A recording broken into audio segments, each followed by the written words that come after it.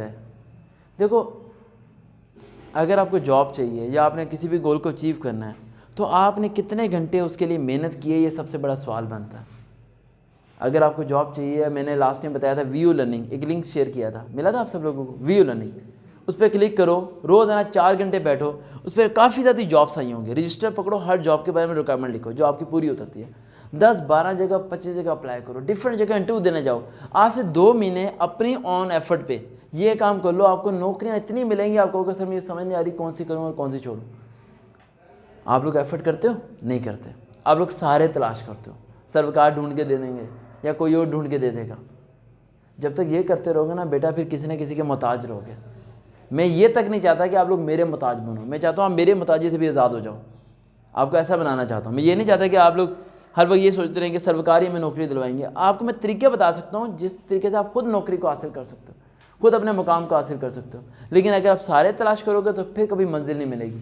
सिर्फ 4 घंटे आप लोग घर में बैठ के वेबसाइट ओपन करके जॉब्स की डिफरेंट जॉब्स निकाल के और उसे रजिस्टर पे लिख के प्रॉपर्ली उसका चार्ट बना के और सब चीज़ें करके, और आप ये सोचो कि यार मैंने अब यहाँ अप्लाई करना है। ये मत सोचो कि यहाँ करप्शन है, यहाँ मैं हो नहीं पाऊँगा, यहाँ ये नहीं हो पाऊँगा।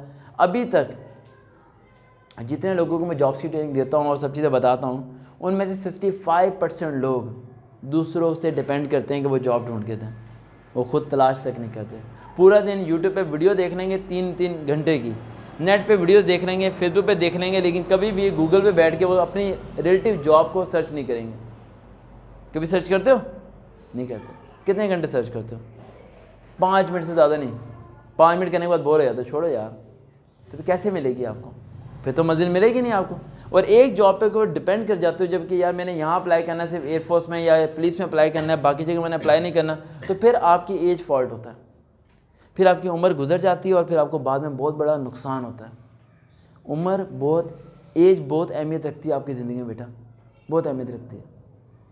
जिस दिन अपनी एज फॉल को समझना शुरू होगे ना आप, उस दिन खुद ब खुद दिन रात मेहनत करना शुरू हो जाओगे। CV लो, होटलाइजेशन की इंडस्ट्री में चला जाओ। आपको नज़र आए कि लगातार 10 होटल हैं, लेकिन 10 होटल में आपका कोई भी जान पहचान वाला नहीं है।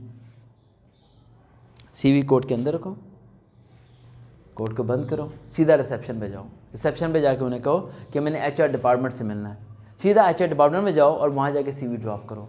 जो आप लोग गेट के पास CV ड्रॉप करते हो ना, वो गार्ड पकड़ता है, ऐसे डस्टबिन में रखता है और वहाँ फाड़ के फेंक देता है, ख़त्म। आगे तक तो पहुँचती नहीं आप लोग की CV। जो मालिक होता है इंडस्ट्री का, फैक्ट्री का या स्कूल का, वो 90% कोशिश करेगा कि एक ऐसे बंदे को रखे जो कि ईमानदार हो, क्योंकि उस मालिक को चाहिए प्रॉफिट ज़्यादा। वो कहेगा ऐसा बंदा हो जो ईमानदार हो, वक्त पर आए, वक्त पर काम करे। लेकिन उसका जो नीचे का अमला है जो सही नहीं है, वो कोशिश करेगा कि आपका उसके मालिक तक राब्ता ना हो जाए, क्योंकि उसे आपके अंदर ईमानदारी नज़र आ रही है। समझ आ रही है? इसीलिए आपकी CV वहाँ तक पहुँच नहीं पाती है। लेकिन जिस दिन आप डिपार्टमेंट तक पहुँचाना शुरू हो गए, प्रॉपर्ली डिपार्टमेंट तक, तो खुद ब खुद जॉब्स की कॉल आनी शुरू हो जाएगी आप लोगों को।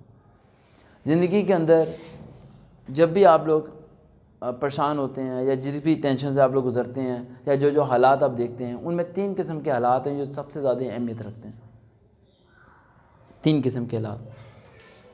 पहला हालात वो होता है जब आपको ये एहसास होता है कि आपने तालीम गलत हासिल कर ली, नंबर कम आ गए, अब क्या करूं। कल एक लड़की की कॉल आई, उसने मुझे कहा कि सर मेरे मैट्रिक में 47% मार्क्स हैं, इंटर में मेरी बहुत कम नंबर है, 50% से भी कम है, यानी 48-49% मार्क्स हैं। सर मेरी ज़िंदगी तबाह होगी, मैं कुछ नहीं बन सकता। ये पहला लम्हा होता है जब आप लोगों को ये एहसास होता है कि आपने तालीम क्या हासिल कर ली, गलत हासिल कर ली, और नंबर भी क्या हासिल कर लिए, गलत हासिल कर लिए। दूसरा मसला ये होता है कि जब आपको ये पता चलता है कि आपका निकाह हुआ है और जहाँ हुआ है वहाँ होना नहीं चाहिए था, और जहाँ होना चाहिए था वहाँ हो नहीं सका। दूसरी सबसे बड़ी परेशानी आती है। और तीसरी, that is the most important point, जब आपके अपने घर वाले आपको बोलते हैं सामान उठाओ निकलो इस घर से, फ़र्क। ये 3 लम्हात ऐसे होते हैं जो ज़िंदगी में सबसे ज़्यादा क्या आते हैं, मुश्किल। इस टाइम आप लोग यंग हो, आप लोग सिर्फ स्ट्रेटजी नंबर 1 से गुजर रहे हो। मैं फ्यूचर के बारे में आपको क्यों बता रहा हूँ? मुझे फ्यूचर के बारे में बताने में मज़ा आता है। एक बच्चा 9th क्लास में है, उसे 10th के बारे में बताओ कि 10th में ये होगा, तो बच्चा 10th में जाके वो चीज़ें देखेगा तो सही, लेकिन कहीं ना कहीं बच भी सकता है। आपकी एज में अगर आपको स्टेप नंबर 2 और 3 दोनों सही तरीके से समझ आ जाए कि निकाह की परेशानी को कैसे फेस करना है, और तीसरा जब घर वाले ये कहेंगे कि घर से निकल जाओ यहाँ से, तुम्हारा हमारा अब जीना साथ नहीं है, तुम्हारी मेरी बनती नहीं है, अब हम रोटी साथ नहीं खा सकते, तुम्हारा राशन अलहदा हमारा राशन अलहदा, उस टाइम तुम अपने बच्चों को बीवी को लेके कहाँ जाओगे? ये जो बातें बता रहा हूँ ये इन फ्यूचर जब आपकी ज़िंदगी में आएंगी तो आप किसी न किसी जगह पर बैठ के इस बात को सोचोगे कि यार सरवकार ने हमें तो काफ़ी साल पहले ये बातें बता दी थी, और वही वक्त आ रहा है कि वही घर वाले बोल रहे हैं कि सामान उठाओ और निकलो यहाँ से, और दूसरा वो वक्त आ रहा है जब शादी होने के बाद आपको ये एहसास हो रहा है रॉन्ग हो गया यार, अब क्या करूँ, रिवर्स गियर भी नहीं हो सकता, बदनामी है, आगे भी नहीं चल सकता, खुशी नहीं है। और लेकिन स्टेप नंबर 1 अभी डिस्कस करते हैं। स्टेप 1 हमारा क्या है कि जब क्या होगा, नंबर कम, तालीम गलत हासिल करेंगे। You never have to call you are guilty. आप लोग अपने आप को गिल्टी महसूस करना शुरू हो जाते हो, नहीं यार मैटर गलत हो गया, गलत जगह से हो गया, यार इलामा इकबाल से कर लिया, वहाँ से तो करना ही नहीं चाहिए था, और लोअर बोर्ड से कर लिया, वहाँ से तो करना ही नहीं चाहिए, और फेडर बोर्ड से किया, गलती कर दी, लोअर बोर्ड में आना चाहिए था, और छोड़ो यार तीनों जगह से नहीं सरगोदा बोर्ड से करना चाहिए था, और यार साइंस नहीं आर्ट्स रखनी चाहिए थी, वो आर्ट्स नहीं बायो रखनी चाहिए, वो बायो नहीं कंप्यूटर रखनी चाहिए थी। कन्फ्यूज़, बायो वाला कंफ्यूज कंप्यूटर रख लेता है, कंप्यूटर वाला कंफ्यूज बायो रख लेता है, साइंस वाला कंफ्यूज आर्ट्स रख लेता है, आर्ट्स वाला कंफ्यूज साइंस रख लेता है। हर बंदा ही कंफ्यूज है यहाँ पर, सारे के सारे परेशान होकर बैठे हुए कि यार मैंने जो डिग्री हासिल की वो है ही गलत। दुनिया में आप डॉक्टर के पास चले जाओ, वो भी ये सोच रहे हो कि यार मेरी फील्ड गलत है, यार 18 घंटे काम करता हूँ, टीचर बन जाता, दोपहर को घर आया था। टीचर सोच रहा होता है यार डॉक्टर बन जाता, पैसा ज़्यादा कमाता लेकिन शाम तक काम कर लेता।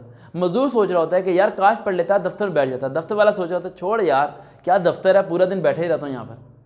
अनसेटिस्फाइड दी बहुत पीपल्स। ये कभी ना सोचना कि एक जज है, एक वकील है, एक डॉक्टर है, एक इंजीनियर है, वो अपनी ज़िंदगी से मुतमईन है। यहाँ सारे ही ना अपनी ज़िंदगी से अनसेटिस्फाई हैं, ना मुतमईन है। उसकी सबसे बड़ी वजह क्या है? When you never see a mirror you see a other person. और यार इसने तो गाड़ी ले ली, मैंने गाड़ी नहीं ली। यार इसने घर बना लिया इस उम्र में, मैंने घर नहीं बनाया। और ये तो मशहूर हो गया पूरे पाकिस्तान में, यार मैं क्यों नहीं हुआ मशहूर?